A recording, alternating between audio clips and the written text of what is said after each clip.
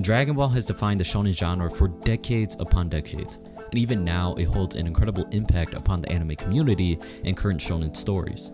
It recently came out that Dragon Ball Super Superhero became the #1 anime movie in America, which is really insane.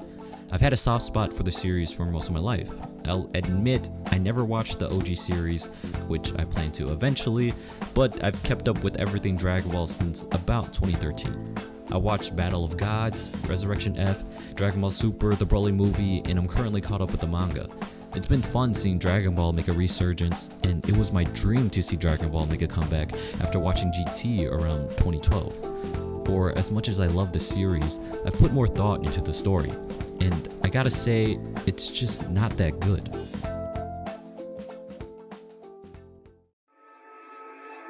Not to you, Gohan, but to a warrior it matters greatly. And you know this as well as I do, Kakarot. In a day, you'll be back to the dead, and I will not miss this opportunity. The two arcs the manga continues with focus around Moro and Granola. Moro being a space wizard, and Granola having a distaste for Saiyans. The Moro arc was pretty decent, but ends with a Ultra Instinct ass pull, and again Vegeta not having his moment. Granola's arc just ended not too long ago, and I'm left with the feeling that it was by far the worst arc in Super. The phrase, strongest in the universe, is thrown around so often that it didn't even matter who the true strongest was. Granola wished to be the strongest, and he was. But then Goku and Vegeta fight him, and it seems like they're the strongest. But then Gas comes in, and Elec wished for him to be the strongest in the universe. And after all is said and done, Frieza comes in and whoops everyone's butt, saying he was training for 10 years using his own hyperbolic time chamber and was technically in another dimension, which means everyone else was never really the strongest in the universe. The Granola arc feels wasted. Ultra Ego being introduced for Vegeta feels useless. Frieza having a new transformation, well, isn't bad, is already a big flaw for a character that shouldn't even be around anymore. My take on Frieza is that he should have never been brought back. His story was done once he was defeated by Goku and slain by Trunks. What's the purpose of him being alive right now? Besides being a rival for Goku and Vegeta, which he shouldn't be, Frieza serves no real purpose. He is supposed to be evil. Pure evil. He enslaves countless planets, destroys many of them, and to top it all off, he was the #1 enemy of our main Saiyan duo during his initial reign. And the story doesn't even portray him in that same light. He doesn't feel dangerous, he just feels like a stepping stone for Goku and Vegeta to continue to improve, and I just don't agree with that.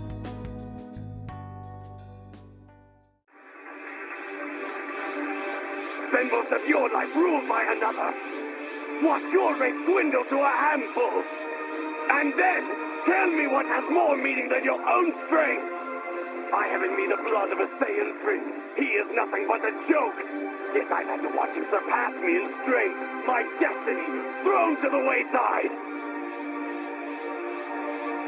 He's even saved my life as if I were a helpless child.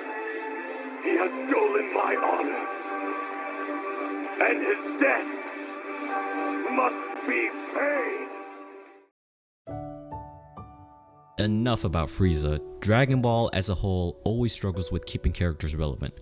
Piccolo had his moments in Z, same as Gohan, Trunks, the kids Goten and Trunks, and even Tien. With Super, it's the Goku show with Vegeta being along for the ride, never really getting the same moments as Goku.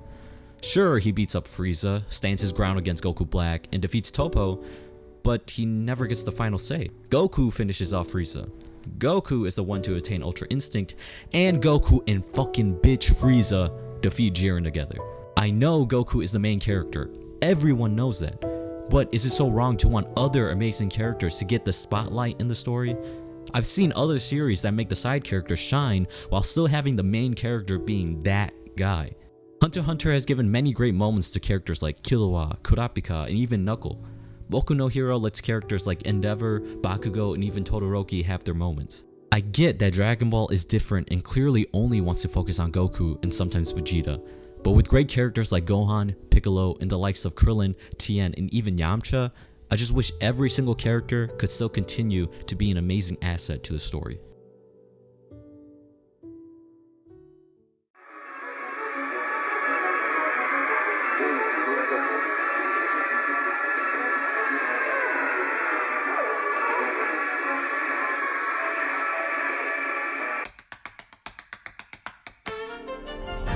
Now, the biggest problem for me is transformations.